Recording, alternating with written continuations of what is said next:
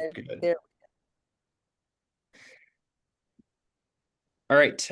Great Education Colorado's mission. Uh, Great Ed harnesses the power of grassroots activism and diverse, inclusive networks to guarantee that public schools in every Colorado community are welcoming and adequately, equitably, and sustainably funded. Our goal for the Advocates Networks is to create a space for us to build community and take action together. Did we skip over the vision, Lisa? I did? Yeah. No, it's not there. There it is. There it is. All right. Through public education, every Colorado student, regardless of their zip code, learning needs, language identities, or the color of their skin, graduates prepared to lead their best life. Thank you. Our goal, as always, for Advocates Network is to create a space for us to build community and take action together. We've been doing it for the last 3 years, and I think we're planning on doing it for a lot more, or at least until we get some of these intractable problems solved. Next slide. We meet the second Tuesday of every month from 4:30 to 5:30 p.m. I will go ahead and put that March link in the chat in just a few minutes so you can get a head start and sign up for next month. Next one. Okay. In our community commitments, as always, our first one here is move up, move back. Everybody here, I know from experience, has great things to say, but we want to make sure that everyone has a chance to say what they want to say, what they need to say at these meetings. So please be conscious of how much time you're taking up when you are talking. 2, no one knows everything, but together we know a lot. Let's learn together. We all come from different professional backgrounds. Some of us have been legislators, others have been on school boards, others are just passionate about education policy because we have kids. I didn't mean to make it sound like I have kids, but that's anyway. And we were all students once. So let's learn from each other. Let's lean into each other's knowledge and learn how we can best tackle these problems in education together. And then last but not least, we want to presume positive intent, but acknowledge our impact. If somebody says something that rubs another person the wrong way, that is patently offensive, or that somebody simply disagrees with, we expect that those disagreements will be resolved quickly and in a way that is good for both people. But we have business to do here. We have things to talk about, and so we want to make sure that we move on as quickly as possible. All right, so I'm going to turn it over to Lisa. We're going to talk a little bit about what's going on, as this slide implies, in the future months, weeks, years today. But first, to sort of get a handle on those things, we need to understand what's happening now. So Lisa, why don't you go ahead and take it away? All right. There are other people on this call who can chime in and add what they know to this, but I just wanted to sort of summarize where the School Finance Act of 20 for the 2025-26 year is.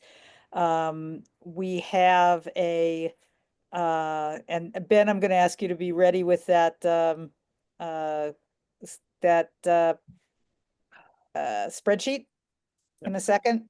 I might hand over sharing to you if that's okay. Mhm.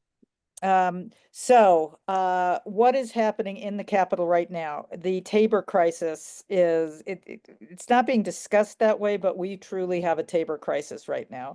As I think everybody knows, to maintain current law, just keep up with case growth and inflation. We have a $750 million gap that the JBC is trying to figure out. So everybody is on edge. Any bill that has any kind of fiscal note is sort of being put on hold. And that's where the context of the conversation about student averaging is coming up, and we're going to talk about that in a second. But it is really dire. They're going to be funding, I believe it was amendment or initiative, sorry, Proposition 130 to fund local police forces. That is being funded out of reserve right now. Um, the state education fund is being used pretty rapidly in order to not have to cut even further.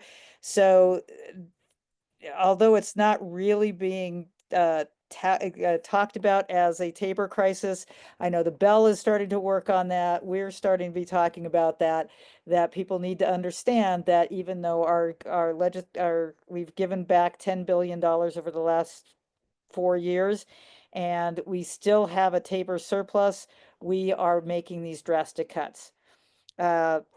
Second thing that's happened, House Bill 1448, last year's new School Finance Act, is supposed to trigger on. It's supposed to start this year a process of adding over 6 years, $500 million to our School Finance Act. And there were some triggers about whether it would get started or it wouldn't get started this year. And there was an accounting adjustment that triggered it off. Just about a week and a half ago, they realized that if under current law, 1448 would not go into effect. I can explain what that was if anybody cares, but the bottom line is there needs to be some kind of a technical fix to make sure that, and which the Speaker of the House, who was the prime sponsor of 1448, really wants to have happen. And so it probably will trigger on. The 500 million over 6 years, the governor tried to make it even over a longer period of time to save money. Whether that comes back, we'll have to see. I mean, it really is to see how the JBC is going to figure out how to balance this budget. And the last thing is student averaging. And this is a proposal that you probably heard about from the governor, who said, no way are we going to have a budget stabilization factor again. We are not going back there, but we still need to save about $150 million. And so there's a change to the formula that does not use the same mechanism as what the BS factor was. It's just a different way of cutting. And his way of doing it is going after this student averaging idea that has been in the School Finance Act for quite a while, that recognizes that if a school district loses students, just cutting the amount of money that those students would bring to the district is not it's going to hurt all students. So if you think about a small district that has 100 students and they lose 3 students and they're getting about, $12,000 for those students, they've lost a teacher, but they haven't lost the need for a teacher. And so averaging has been this way that we smooth out the impact of reduced enrollment. And now, unlike the past, most districts, the majority of districts are losing students. So, or have over the last 5 years. The current School Finance Act says it balances over 5 years.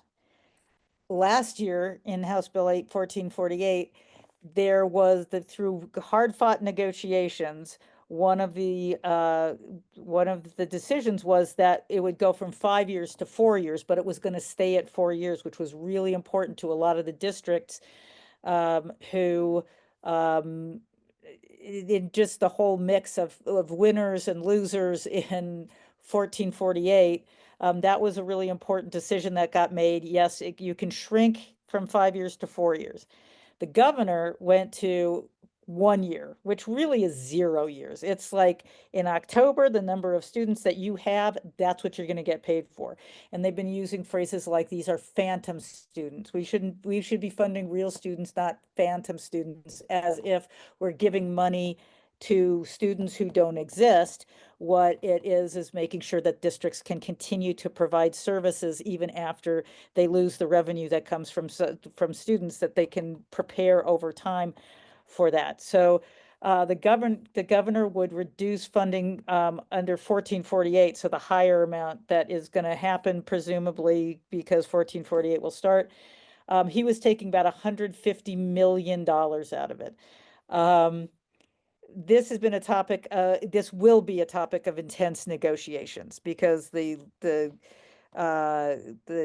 education community is saying you can't, let's talk about this. Don't do this in the dark of night. Don't make a deal that we don't have any impact on. Some are saying, hey, let's just be honest. You are cutting school funding. So let's, at least with the BS factor, you have to acknowledge it and we can keep track of it. So it's being called the backdoor BS factor. And Scott Smith, the president-elect of CASE, testified referring to it as the polis stabilization factor. So I'm going to stop sharing for a second and we'll just show you the impact. Ben, if you've got that ready. Just so you know about what it does to certain districts. And I haven't been able to look at the chat, so if there are questions, happy to answer those.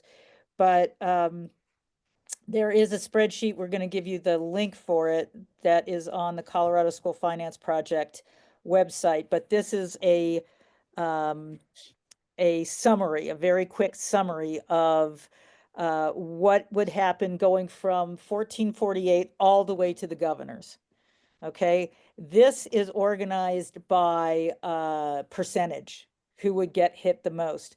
So you can see that Kiowa, a very small school district, would get absolutely hammered by going from 4 to 0. And so if you scroll down, you can see Delta gets hit. And these are smaller percentages.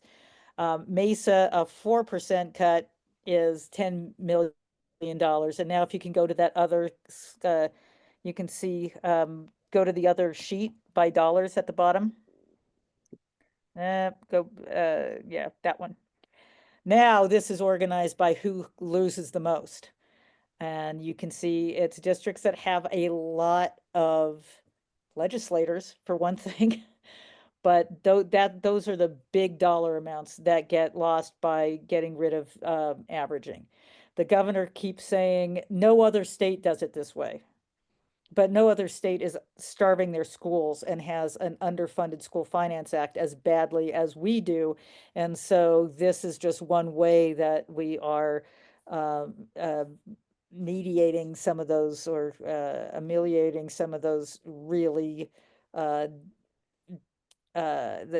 impact of chronic underfunding. So any questions there? And then we're going to go back. I will start sharing again, I think, if I can find my way back. But any questions about that? Does anybody know things that I don't know? I'm sure there's a lot of folks who are have insight and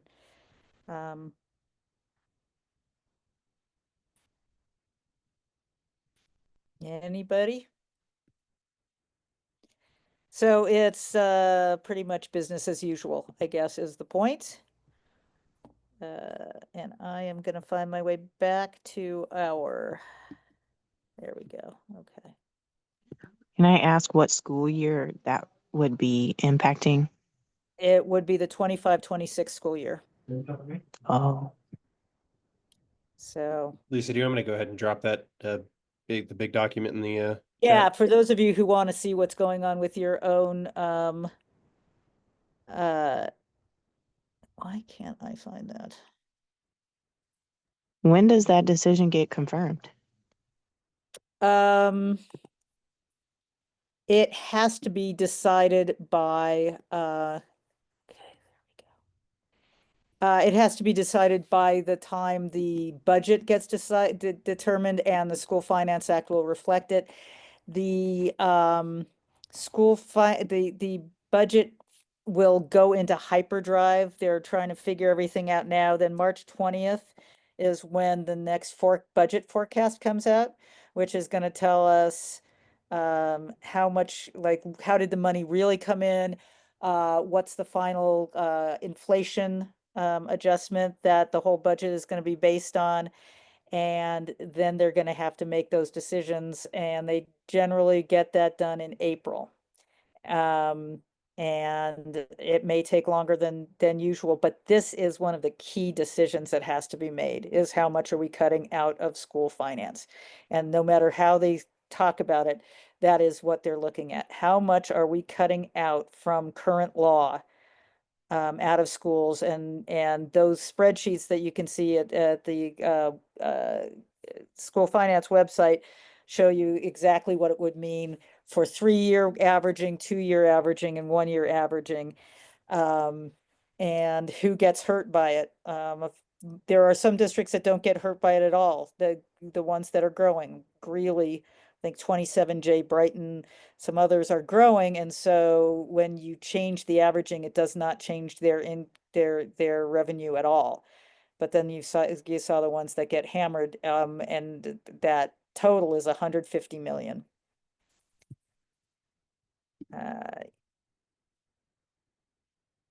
Excellent. Yes. And Representative Byrd is looking at this very carefully because she represents Adams 12, and Adams 12 will be hit very, very hard by this change. Any other thoughts, comments?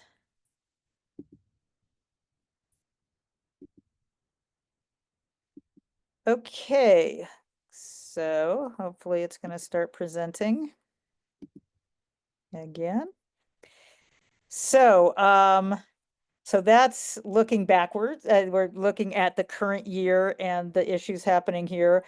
We're not talking at this point, but probably will be very soon about what's going to happen as a result of national politics and whether federal funding for Title I for at-risk students and for special education are going to be affected. And of course, if they are affected at all, and Colorado's not in a space at the moment to pick up that slack by any means. And so that's why we want to start now talking again about the future. And the future is about get it done. It's about the adequacy studies.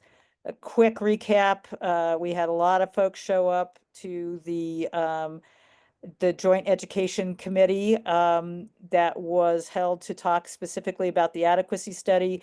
There are 2 adequacy studies done, one by AIR about focusing on the outputs and doing sort of a regression analysis into what is necessary in order to bring everybody to standards. That's what the adequacy study does, is make sure that we are putting in the resources necessary to make sure that all students can succeed. The APA study looks more at inputs. What are the resources that are necessary to ensure that every student gets what they need and can succeed? So the top lines, we need to pay teachers more, and we need to pay more teachers. We need to have more adults in the buildings to meet social, emotional, and learning needs of our students. Technology comes up as a very important expenditure. Extended learning time. So it was basically what you've heard about the adequacy studies in the past. If you missed last month's Advocates Network, be sure to go and you can watch our presentation about what's happened with the adequacy study. And if you happen to be in Denver tomorrow and are interested, there will be a hearing with both AIR and APA again in front of the State Board of Education tomorrow, and really influencing over time our school board, our state board, to take an advocacy position on making sure that we implement the adequacy study is going to be important. So keep an eye on that. But that will be at 2 o'clock tomorrow downtown, or across the street from the Capitol. So this was a quote that I thought was spectacular from Brett Miles, who testified. PTA testified, AFT, CEA, CASB, and CASE all testified about the adequacy study. And this is what Brett said, basically saying, okay, we've got these studies. It would be really easy to say, oh my gosh, it costs too much.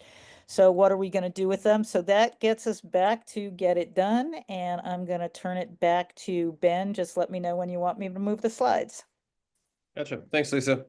All right. So good little bit of history there, and also sort of what's being done right now that might complicate things. But right now, we are going to focus on the Get It Done campaign, which has been our focus for the past couple of meetings, I guess. And we are at that second bullet point there where it says build local teams to advocate for the ultimate goal, which is implementation, right? And so tonight we're going to talk a little bit about so preparing for the adequacy studies release here, but also, wait, Yeah, sorry, Ben, that should you- have both of those. yeah, yeah, could you just go back, please? Thank you. But we're gonna talk a little bit about empower, get some people into our system, and answering calls to action, hopefully tonight and definitely in the next couple days. And we're also going to talk a little bit about our one pager that Annalise, who is on the call with us, has been working really hard on. We're going to solicit some feedback there, and hope we can get that thing circulating in the near future. All right, Lisa, you can go ahead and move forward.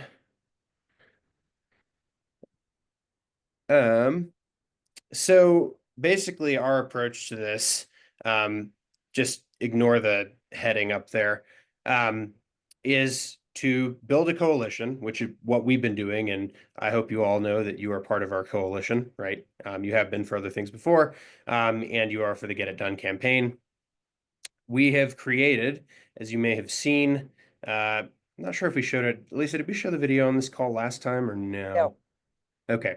Well, we didn't show the video on this call last time. We made a video. It is not public yet. We're going to do a little private screening here tonight, though. So I hope y'all are excited. And so we're also going to have presentations, and then curriculum for folks who are advocating for the Get It Done campaign to build their advocacy skills. And then along with that, social media content they can share and online actions they can share. And we're going to have one of those hopefully done by the end of tomorrow. We're going to show our partners at GSTC, make some edits, and then be able to turn that online action out, both via email and also in the form of a call to action on Empower. But first, we're going to go ahead and look at this video. So Lisa, if you could just press play. Imagine a future where every Colorado student has what they need to thrive. A future built with intention and collaboration, based on the science-backed recommendations of Colorado's first ever state-commissioned adequacy studies. This is the vision of the Get It Done campaign, a fast-growing movement of parents, students, educators, and other public school advocates. Together, we're urging state legislators to use the adequacy study data to create the Colorado Blueprint for student success, a structured plan to build thriving public schools that meet the needs of every child in Colorado. The Colorado Blueprint for Student Success is the structured plan Colorado needs to create thriving public schools. It's not just a vision, it's a framework for real change. We'll know schools are fully funded when every child has the opportunity to get what they need from their education. And the truth is that every child has individual needs. I'm willing to be the voice. I'm willing to share on social media, write letters, whatever actions are needed, I would take. It's this entire ecosystem that has to work together.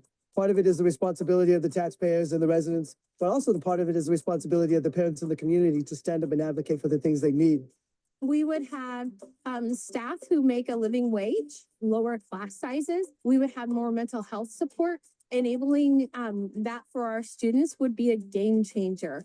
I think it would be more technology, field trips, and it will help our programs out. What a lot of them students need nowadays is someone who will be there for them, not judge them, but to say that I'm here for you and it's gonna be okay. The call to action for all of us to make sure that we are funding our schools fully and fairly. The Colorado Blueprint for Student Success is the foundation for ensuring every Colorado student has access to the opportunities they need for success. By creating this structured plan, we can move from uneven access to universal success.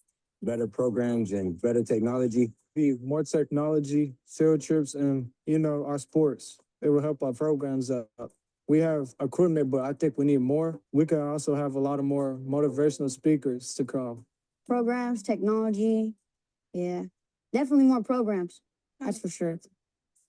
Right now, access to essential programs and services is not universally available to Colorado students. Colorado schools provide a solid foundation for some students, but too many school districts lack the resources and support needed to give every child the chance to thrive. The Colorado Blueprint for Student Success lays the groundwork for change. We can't afford to have all the counselors that we would like to have in our schools. We need money for more mentors. And so it's really important that we do have these adults, these trusted adults that we can go to. The Colorado Blueprint for Student Success provides the framework to close the gaps in our schools caused by Colorado's chronic underfunding. Imagine classrooms where every student receives individual attention, teachers have the resources to support each child, and programs nurture talents in art, technology, and more. Having lower class sizes would enable our students to have more one-on-one student-to-teacher time, which is helpful if they're not understanding the content. Things like that, teachers can come in and can help them. The Colorado Blueprint aligns with legislative efforts like House Bill 1448, passed in 2024, which made important progress toward equitable school funding. Together, we're urging policymakers to take the next step, turning the adequacy study's recommendations into a plan for adequate and equitable investment in our public schools. When the legislature creates the Colorado Blueprint for Student Success, it will give us the foundation to create strong schools and a brighter future for Colorado. What we invest in our children today will shape the future for all of us. Legislators, we need you to meet with your constituents to learn what the adequacy studies mean for your school districts and to approve an interim committee that will create the Colorado Blueprint for Student Success. Parents, educators, and advocates, we need your voices. Together, let's get it done. All right. And here are our partners. Some of our partners, there are others. I just want to add that it may seem like there are, that it's kind of redundant. We're going to chop that up because people aren't going to watch all 4 minutes. And so over social media, you're going to see little chopped up bits of that video. We hope you'll share them, and we're going to start having folks connect with legislators very soon. So back to you, Ben. All right, cool. Let's go ahead and go on to the next slide. Cool. So now we're going to talk a little bit about our organizing tool, which we already have some people on this call on, which is great. They've already done a little bit of exploring, but over the next few days, we're going to release our first couple official calls to action. They're going to be simple at first, and then they're probably going to get a little bit more involved as we go down and get closer to actually creating that blueprint and getting that interim committee started.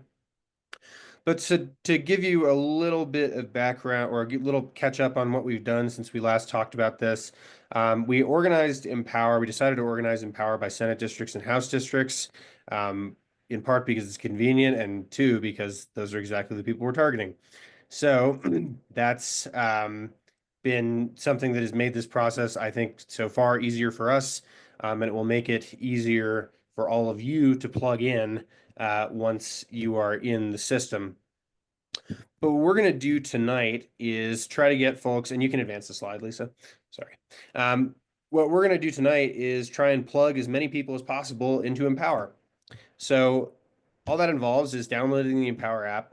And then I'm going to send you your first call to action later. Don't be worried that that's right below the Empower app. You're not going to get them exactly at the same time, but we're going to go ahead and send that out when enough of you are in our system. So because we have a dedicated, awesome, loyal group of activists with us tonight, we're going to do two different ways into Empower. One of them, which is how all of our volunteers or our other volunteers are going to join, is just a link that I'm going to put in the chat. Now, you do have to use that link on a mobile device. So if you can send it to your email and open it on your phone, or if you can text it to yourself from your computer, if you have a Mac, that's great. So if you can't get in that way because you are technologically prohibited from doing so tonight, we will send you a link from the other sign up form, which I'm going to show on my screen. You want to, Who's that, Lisa? I will stop sharing then. Yes. I didn't even put that together.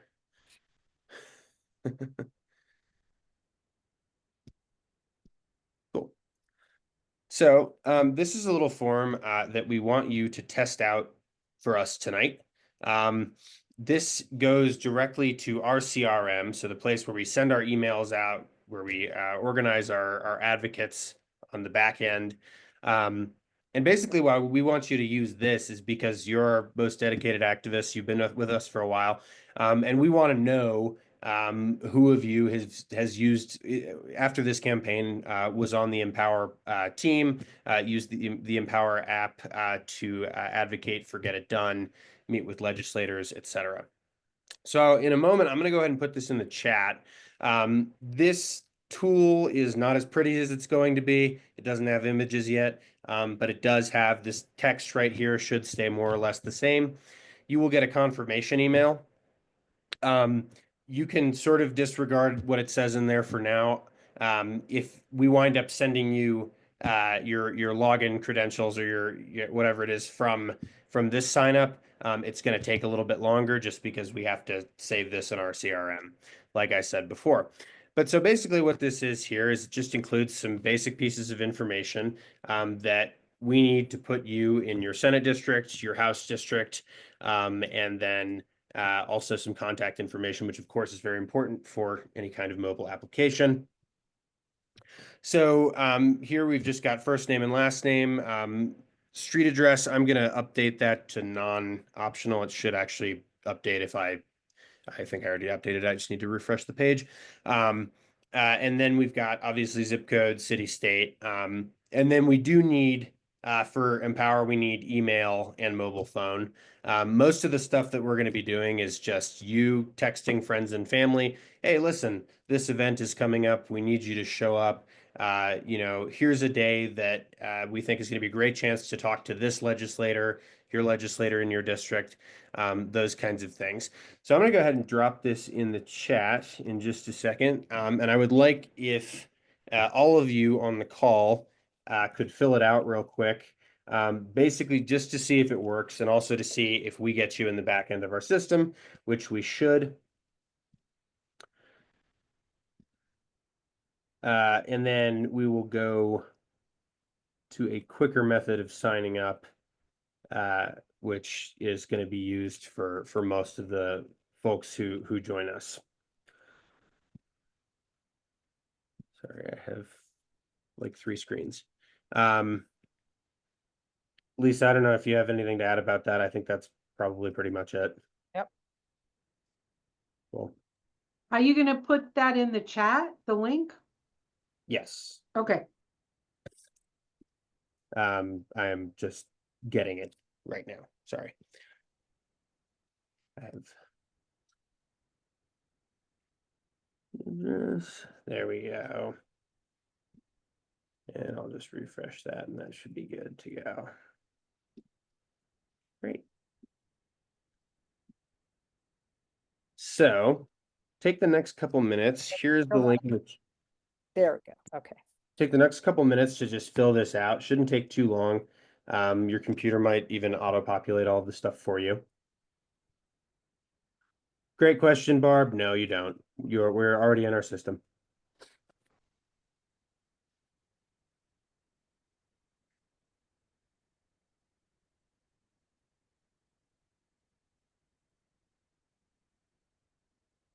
And if you just like put a thumbs up or a done or something like that in the chat once you're all done to let me know. Jerry, thank you.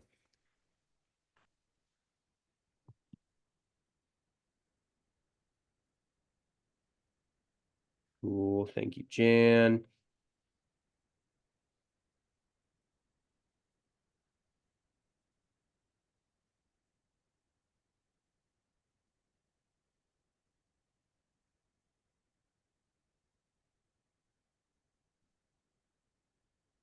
Great, Kate, thank you. Mimi, awesome. just like 2 more minutes here. Obviously, you can keep filling it out. I'm just going to start talking after then.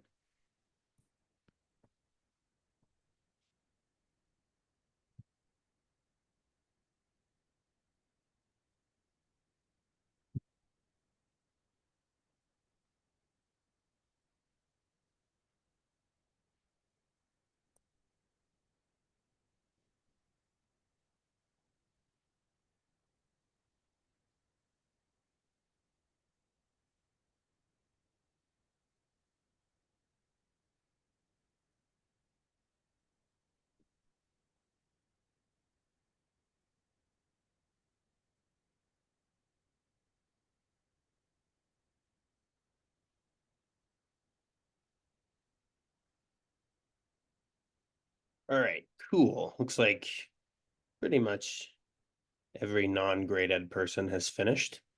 So thank you all for doing that. Again, if you can't sign up via the link that I'm about to put in the chat and I'm about to explain, we will send you. Yeah, Renee, you're not going to get a link with it. That'll be later. Just disregard the email for now.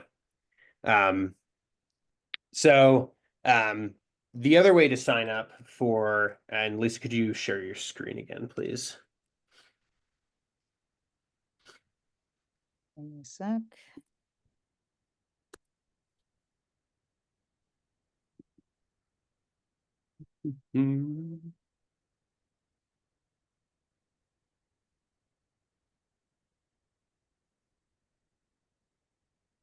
Great. Cool. So you can go on to the next slide. All right, so this back one, please. Yep, sorry. So this is how we're gonna give you a link to sign up for Empower. It's just a link straight from the app. So my side of the app, I'm one of the administrators, and I'm gonna drop it in the chat. Now, it is, as I mentioned before, the app only exists on mobile devices. If you can email it to yourself and open it on a mobile device, or you can text it to yourself if you're on a Mac like I am right now, that's great. Otherwise, all cool. We will get you in the system via that form that you just signed up with. But this is just so that we can get if you can sign up this way so that we can get you a call to action tonight. And all that's going to say is that we want you to send the sign up link. So the sign up link that I'm going to put in the chat, and which will also be linked in the message you get in the app, to 5 friends and family, and get them to join our cause. So the link that I just put in the chat, that Empower the Future link, if you can put that in the either Google, your mobile device, it doesn't matter what the search engine is, and it will direct you to the app. Now, it is an app, so you do have to download it, but it downloads pretty quick, and it's nice and simple, I guess, sort of like most other apps. But why don't you all go ahead, and if you're having trouble working that link on your mobile device, let me know in the chat, and I can go ahead and try and help troubleshoot. We also have Delana. I don't mean to put you on the spot, but we also have Delana here, who has experience with Empower as well, who may also be able to help if you have questions.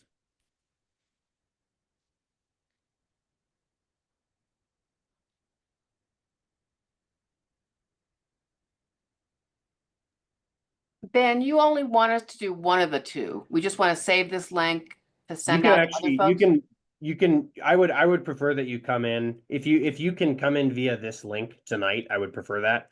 Okay. Just because we do have a call to action ready to go, that we can get out to you. But if you absolutely cannot, then we can put you in tomorrow morning via the CSV file. So if I do this second link here, I can ignore any emails I get from you about downloading. I can just do this way. Yeah, you won't get any emails from me about downloading if you do it this way, because I will send the system. Okay.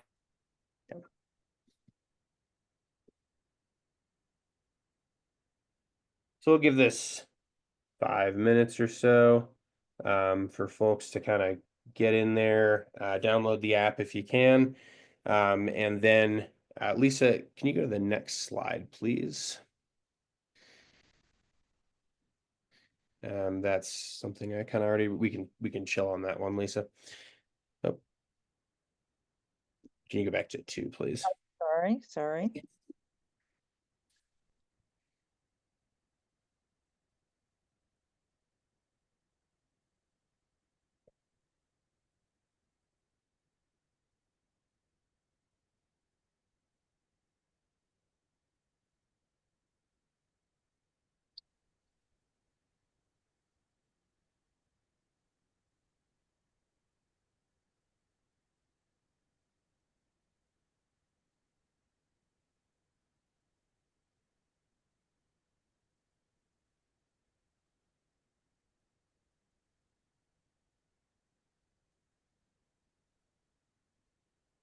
Ben, Mhm.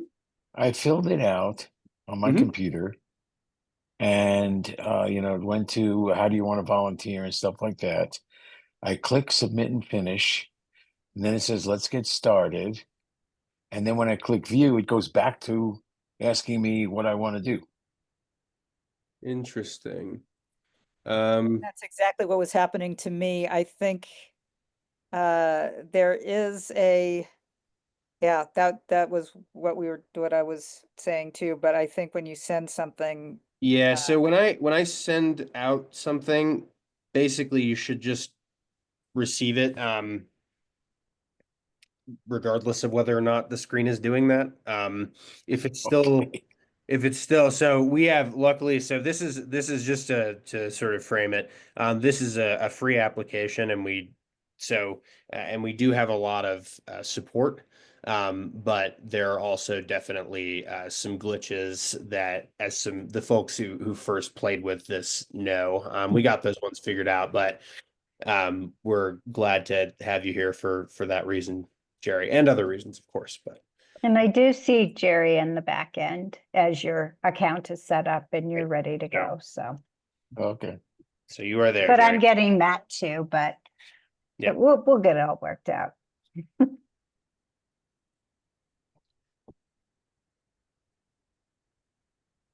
So we'll give this let's give it 3 more minutes, just in case anything else comes up or folks are having problems.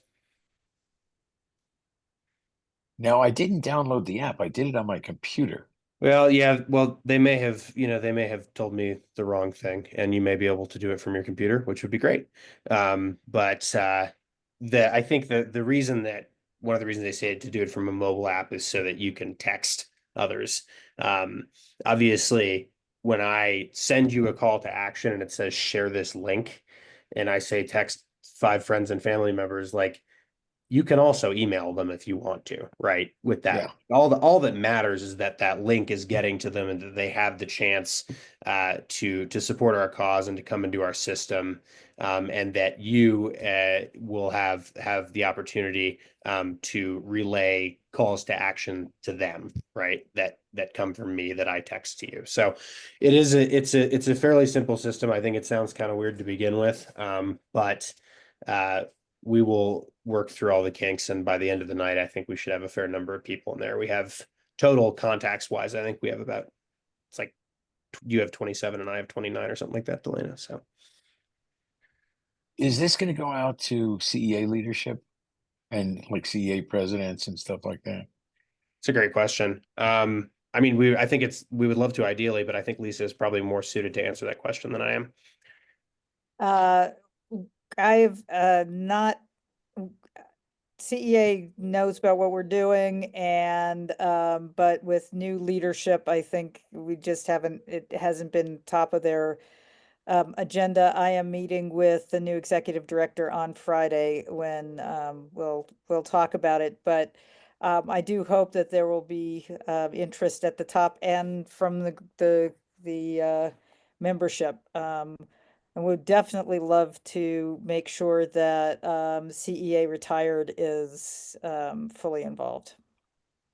Yeah, you got a lot of others. Well, We have over 3,000 retired members, but I think we have about 1,100 emails. But active, we've got a ton. I mean, it's, I 30,000 believe or that something like that.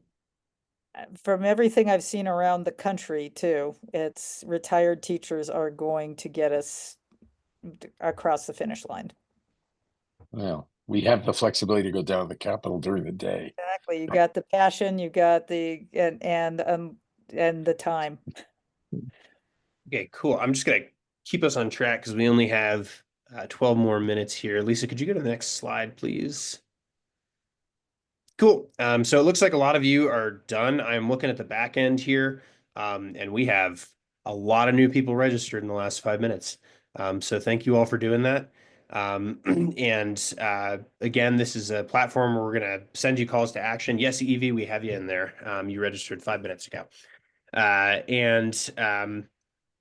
But this is sort of this is the organizing tool that we're going to be using for this campaign. And by this campaign, I mean over the next 2 years or so, right? So this is something that's going to help centralize our people and also make sure that we are getting the same messages out, but also being able to tailor our messages in certain ways when, for example, one person lives on the Eastern Plains and another person lives in Aurora. Let's see, Kathy, how could you just say how it didn't work? I'm not seeing it on anywhere with my iPhone at all. Where there's a message here or anything. It's on my computer, but yeah, so I put it on the computer. I didn't text it to anyone. So I think folks just either sent it to their email and then opened it on their iPhone, or if they have a Mac, they texted it from there. But so if you can't get it tonight, like I said earlier, we will send you a link tomorrow morning, or we'll invite you tomorrow morning via email per that first sheet that you all filled out. But yeah, it is I guess Jerry got it to work on a desktop, but yeah, others have registered from their mobile devices. So you do have to, in order to use this link in particular, you do have to get it to your mobile device either by emailing it to yourself and opening it there, or by texting it to yourself. I'll keep working on it. Okay, cool. Great. All right. So our call to action is to invite 5 friends and family to join Empower tonight. I have that loaded up. And let's see if we can just send it to everyone. I'm not sure. Delana, are we still having that issue or? I was able to make it go away. But yeah, it I don't know. It's a little weird. But Okay. We'll just filter for everyone who joined in the last couple days. yeah.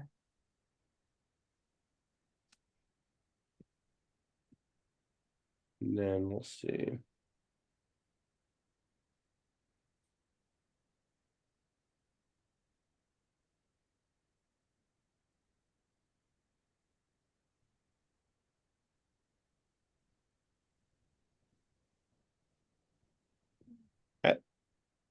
I'm getting an error, Delana, still.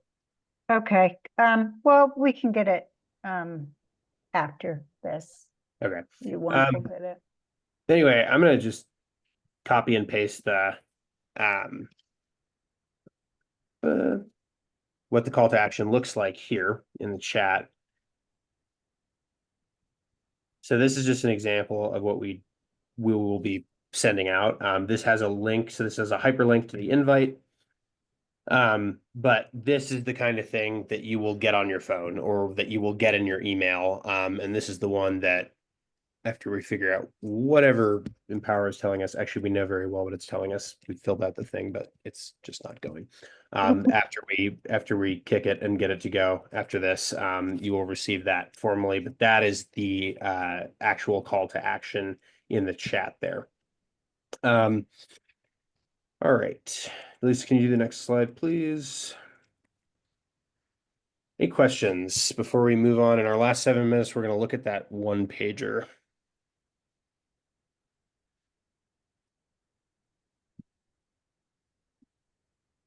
I have a question about this call to action. Sure. We tell 5 friends and ask them to download the same thing, right? Hmm. And then next time we pass it along to our family and friends, how do we know if they already downloaded it or they get redundancy from us? So I will see them in our system. And you basically, what you can do, Jan, is you can invite people. You can also add people manually in the app, which we did a few weeks ago. It's a little bit, I think it's a little bit more, I mean, it's more work than just sending a link to somebody and getting them to do the rest of it. But say, you have someone you live with who, is interested in this, it might be best to just enter them in manually. And I believe that's just on it should just be on the home screen there. But yeah, that's I guess sort of how it works. And then we have the option, Jan, to send like specific conversation starters, for example. So like if I send you a call to action, and I want you to send a message to your friends and for them to hear a specific thing, like I have something that I think is catchy and is going to get them involved in this one thing, or is more likely to get them to attend this event. We'll send that your way as well, and that will be explicitly called a conversation starter. Okay, I guess I still don't know if maybe they choose not to have the app, so I still want to give them calls to action, I guess. So yeah, I mean, if they choose to not have the app, then you can just send them, you can forward them the calls to action and they'll see them just in their messages. It's just much easier for us on the back end to know who every volunteer's people are. Okay. All right, I'll figure it out. Thanks. Cool. Absolutely. And if you have any other questions or anything, you just email. I'm here. And it may be helpful just to think in concrete terms. In the next few days, we will have an action to tell your legislators that you want them to learn about the adequacy study and what it means to their own school districts.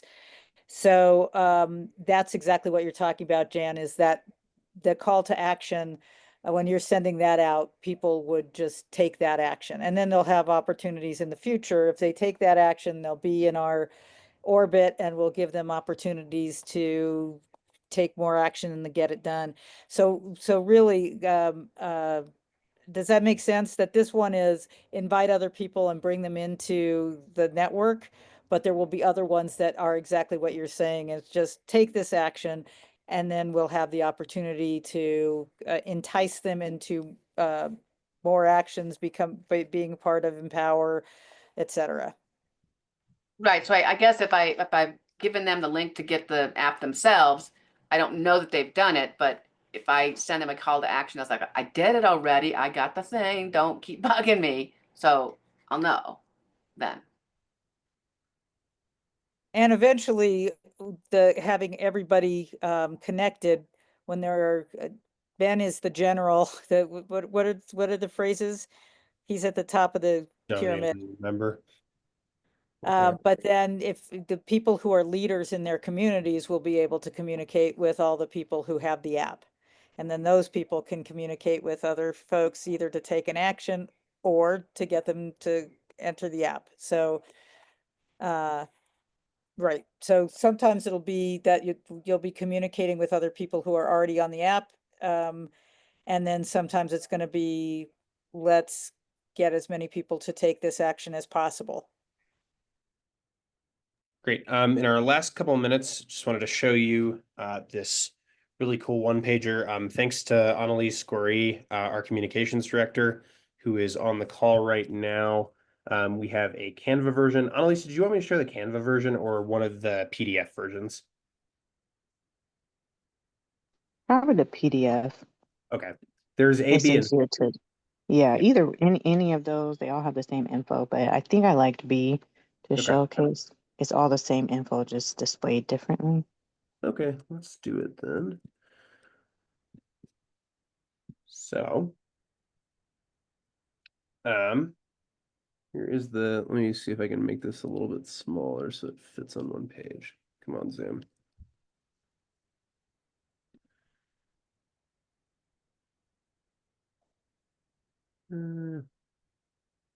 Let's see it. All right. Anyway, so this is a get it done one pager. Uh, you can see really nice graphic in the back, and then also sort of starting here under Good Education Colorado, we have some information about what we're calling the advocates team. So it's a campaign initiative by Great Education Colorado designed to empower individuals to advocate for fully funded and equitable public schools in Colorado. It offers structured pathways for engagement, allowing supporters to progress through various advocacy tiers. Annalise, I don't know if you wanted to like add anything because this is your project. Well, I just like Can we get to it? acknowledge Can we that get it? the individuals here on the call are probably all what we would identify as action ambassadors on the bottom right with the red megaphone. You've already, most of you probably attended multiple Advocates Network meetings and over the years at this point, even some of you I recognize for sure. And this effort is to support your work bringing folks in to the cuff to talk about adequacy studies and the importance of funding, et cetera. But we know that sometimes our family, friends, others who we come in contact with are not ready to jump in front of a legislator and say, point my finger, you need to do this, or I have an idea, can I talk to you?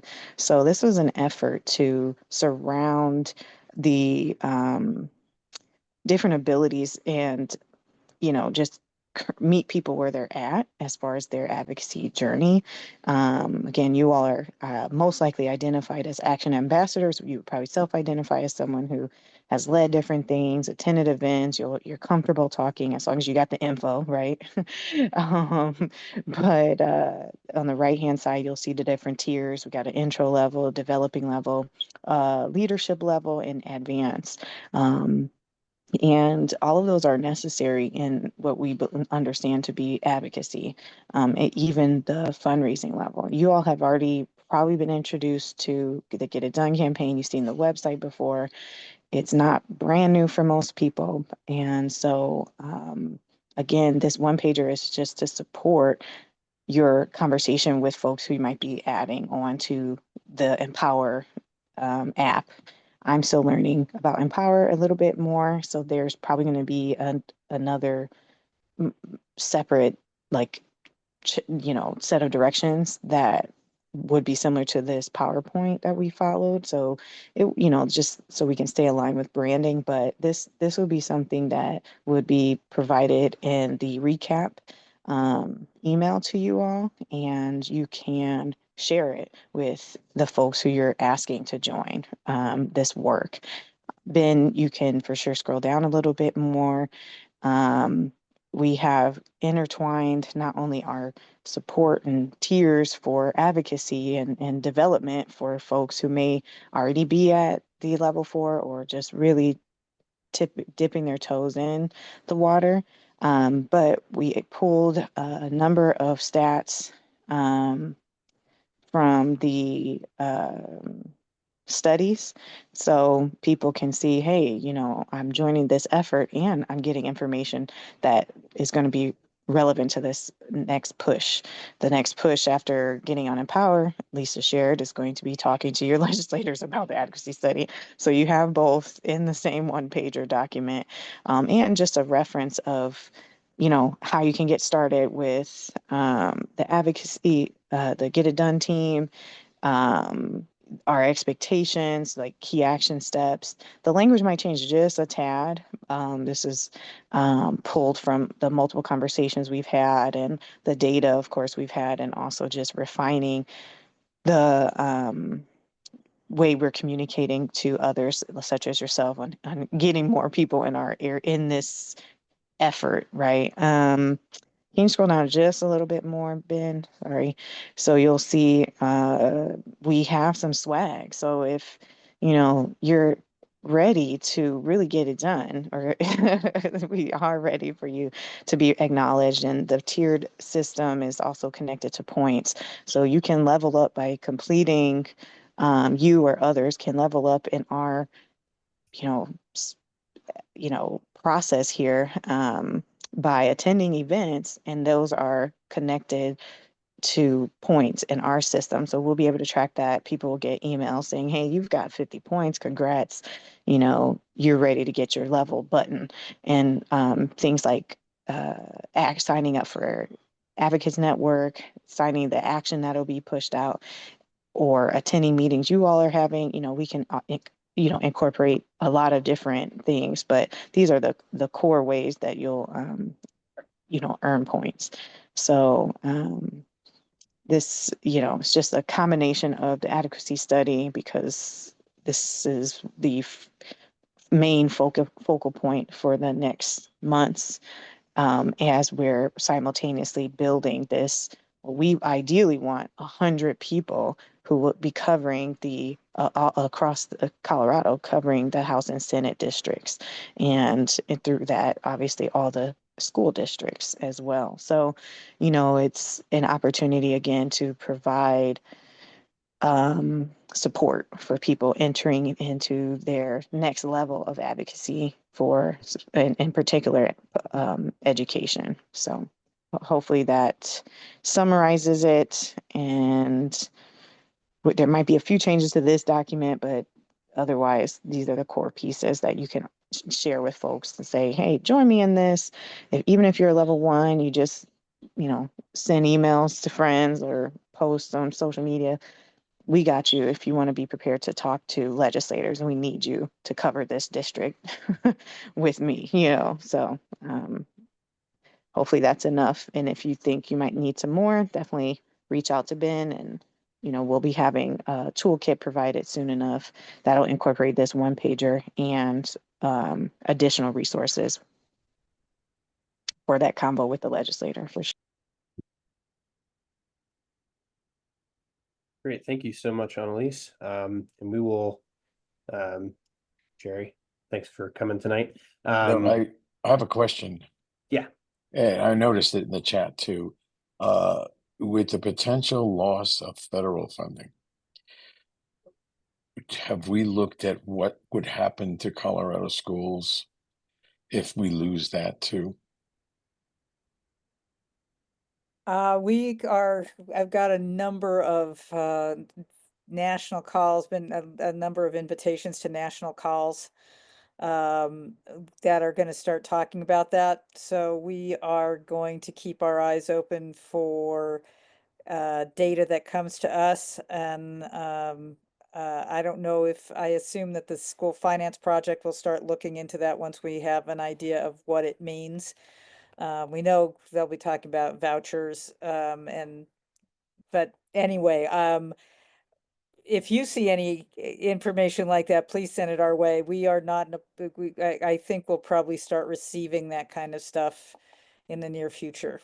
But everybody's overwhelmed by what's coming in. But remind me again and make sure that we keep it on, because I think that is really an important thing that we're going to be telling folks is, with that on the line, we can't be cutting at the state level and the federal level, especially since ESSER just ended as well. All right. We are 7 minutes over, so sorry for keeping folks late, but I'm glad that some of you stayed, and I'm really happy at our engagement tonight. It was awesome. The link to the next meeting, so the registration link to the March meeting is in the chat. If you go ahead and click on that, and you can register early or before this Friday when we send out the recap email.